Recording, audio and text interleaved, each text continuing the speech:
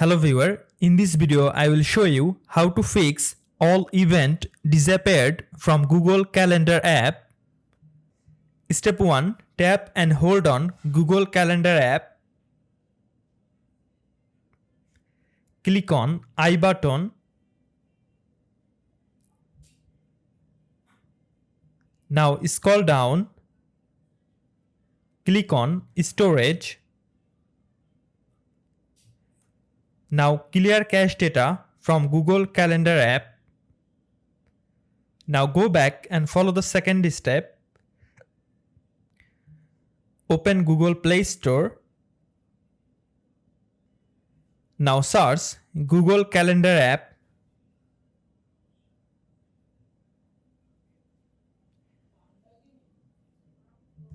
From here, please make sure your Google Calendar app is up to date.